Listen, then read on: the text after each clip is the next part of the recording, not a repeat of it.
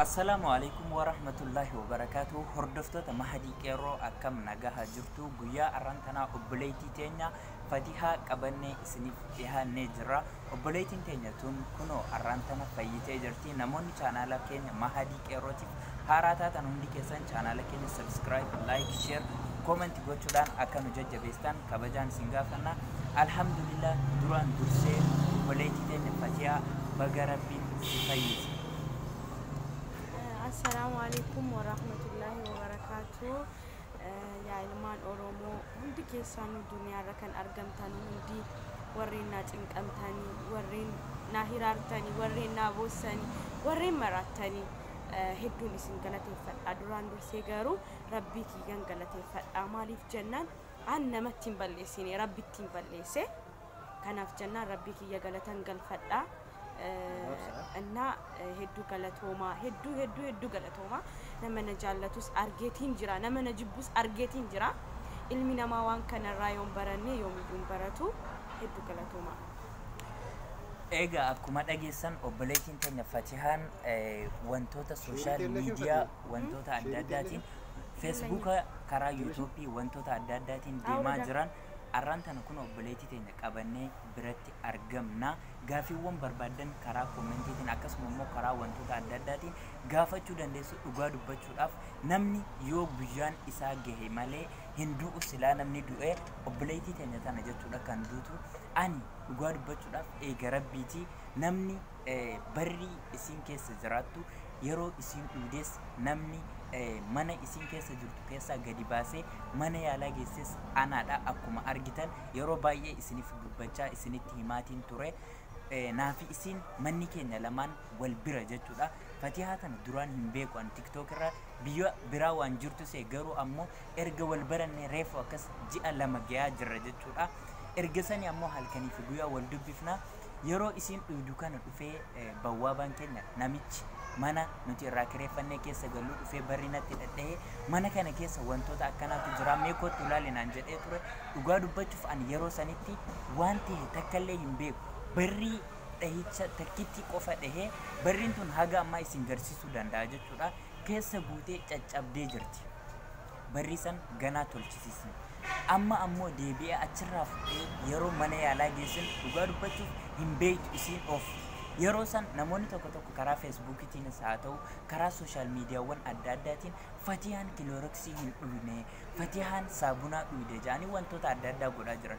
Kilooroksii dhuguu dhiisii yeroo manaan naddaftan yeroo ammoo wantoota adda addaatiin qulqulleessitan kana namoonni baay'een hin beekan funyaan akka nama godhu akkasuma ammoo laagaa keessa waan inni nama godhu jechuudha. Kilooroksii dhuguu dhiisii lafatti yoo gannaqame waan godhamu hin beekne.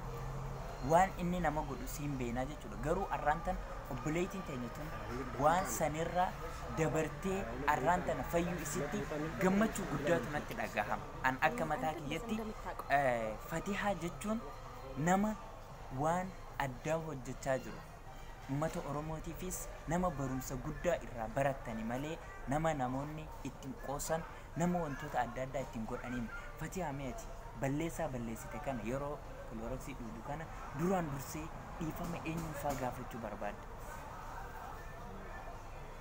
Wallahi an duraan dursee rabbi kiyyan gaafadha malee namallee rabbiin dura hin dursu nama. Rabbi kiyya hedduun galateeffadha. Yaani lubbuu kiyya na hambisee jira waan na jaallatuuf akkan an jiraachuu barbaaduuf rabbiin na hambisee jira. Ganaa waa hedduun ilaala, ganaa waa hedduun argaa. Wani narraa hirrateen jiru ani wallahi social media irratti namoota na beekanutu asiif achi na hiraa jiranii namoonni tokko gaaf sanatti laayivii na waraabanii maal jedhanii deebi'anii illee akkam jirtaa wayyooftee naan hin jenne nama dhufee na gaafatuuf illee mana sammuu jirti mana hin jirtu jedhanii himanii kanaaf jennaan wallahi hedduun qaanfadhee jiraanii namoota tokkotti rakkoo hin qabu ani nagaan jira sammuun kiyyas na dhukkubne kilooroksiin dhugne kan jedhamu warreen sirriitti na beekanidha. Kilooroksii isiin hin dhugne kan naan jedhanii warreen na beekanidha. Jazaakumullah rabbiirraa argatanii an dhugees dhiisees an ofiin dhukkubsachiisaara ofuun antini jedhaara kanaaf jennaan waan feetanii hojjettanii an duddubbatti hin deebi'u isin hin qaanfadhu rabbiin malee. Dhugaa dubbachuudhaaf kunoo akkuma dhageessan obboleettiin teenya dhugaa jirtu hunda takka takkaan adda baaftee isiniif himtee jirti. Wantoota adda addaa dhugaa dubbachuuf sooshaal miidiyaa kana gubbatti waan baay'ee argaa jirralleedha. Garuu ammoo hunda isaa dubbachuu hin barbaanne ka dubbachuu hin barbaanne baay'eetu jira. Amma alhamdulillah wanti barbaannu tokkoffaarratti obboleettiin teenya nagahaa qabaachuu isiiti. Obboleettiin teenya fayyuu isiiti kan nu gammachiisu. Alhamdulillah, alhamdulillah, alhamdulillah eega rabbiiti obboleettiin teenyatu nagaha qabdi. Kunoo warroonni argaa jirtan akkasuma ammoo karaa adda addaatiin YouTube chaanaalii uummanni keenya kun nama wanta kabanate guddisuu odoo hin taane wantoota adda addaa godha. YouTube maqaa isiitiin YouTube 4 banamee jira yeroo ammaan tan akka isii malee jechuudha. Maaliif kun hundi ta'uu danda'e? Mee maaliif walitti hinaafu? Maaliif wal guddachuu wal dhorgina? Obboleettiin teenya tun eega rabbiin isii fayyisee jedhee namni du'aa'ii godhuu dhiisee maqaa isiitiin yoo YouTube banatu, maqaa isiitiin wantoota adda addaa yoo daldalatu naman ajaa'ibu. Garuu waa hunda arginee jira. Nama obboleettii qabus, nama obboleettii ofiitiifis yaadu kunoo akkuma argitan durirraa kaasee cinaa dhaabbachaan tures ganaallee cinaan dhaabbadha waan irratti argame hundaayyuu garuu namoonni tokko namni dhuftaniitu isin gaafatin eega guyyaa isin mana yaalaatii baate garuu ammoo karaa feesbuukiitiin yookiin karaa yuutuubiitiin fatiyaan hin maraattee fatiyaan mana yaalaa nama maraatuu deemtee fatiyaan wantoota akkasii deemte jettanii osoo isin mana jirtu nama isii gaafachuudhaaf dhufe nama isii gargaaruudhaaf dhufellee namoonni tokko dhorgaa jirtanii alhamdulillah kunoo isin fayyitee jirti. Namni of hin dhaatu namni wantoota adda addaa of hin jedhu obboleettiin teenya tun fayyitee jirti.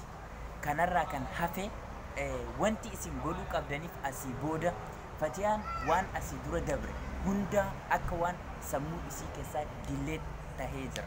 Waan balleessitee jirti. Garuu immoo asii booda nagayaan jireenya mataa ofii ka duraanii ka ganamaa san akka duratti isii beenu sanitti gadi baatee wantoota isin fayyadan wantoota isinillee barumsarraa argattan hunda hojjechuudhaaf qophiidha jetti Fatiyaa Miyaati. Uummata Oromootiif dhaamsa gama dhumaatti qabdu sa'aatii hin qabnu waan ta'eef dhaamsamee maal dhaamtaaf uummata Oromootiif? Yaa ilmaan Oromoo hedduu galatoomaa du'aay kan naa gootanii kan bochanis jedheeraa irra isin deddeebi'eetiin jira. Wanni ani isinirraa barbaadu waan tokko qofa. Maalinni hedduu du'aay naa godha bakka jirtanitti anaaf du'aay na barbaachisa malee gargaarsa maallaqaa miti kan na barbaachisu. Sirriitti du'aay naa godha. Isinin jaalladha, isinin kabajaa hunda keessaniyyuu jechaadha. Waan hamtuun irratti dalagee isinin jaalladha. Waan gaariis kan naan dalagee hin jaalladha jechaadha. An ilma namaa hin jibbu hedduun isin jaalladha hunda keessanillee ammallee yoo feetanii waan feetan dalaguu hin dandeessanii ana nan hir'isu nan dabalu. Kanaaf jennaan hedduu galatoomaa akkasi nagaatti. Hunda keessanuu akkuma dhageessan kun obboleettiin keenya waan hunda takka takkaan isiniif himtee jirti. Amma kutaa tokkoffaadha intarviin kun kan itti aanu ammoo gaafiiwwan gaafachuu barbaadan karaawwan adda addaatiin karaa koomentiitiin karaa wantoota adda addaatiin namoonni feesbuuka kiyya qabdanis haa ta'u namoonni yuutuubii kiyya qabdanis haa ta'u hundi keessanuu kootaa na gaafadhaa isinin jedha. An obboleessa keessan mahadiidha. Namoonni chaanaala kiyyaaf haaraa taatan hundi keessan like share subscribe gochuudhaan nu jajjabeessaa isinin jedha. Hunda keessan baay'ee isin jaalannaa isinitti dheeressuu hin barbaannu. Alhamdulillah obboleettiin keenya tun kunoo nu fayyitee jirti. Nu fayyitee jirti alhamdulillah. Ganaa kana caalaa akka fayyaa isii ganamaatti deebitu du'aa'ii nuuf godhaa isinin jenna. An obboleessa keessan mahadiidha. Yeroo gaarii nuuf qabaadhaa. Bye.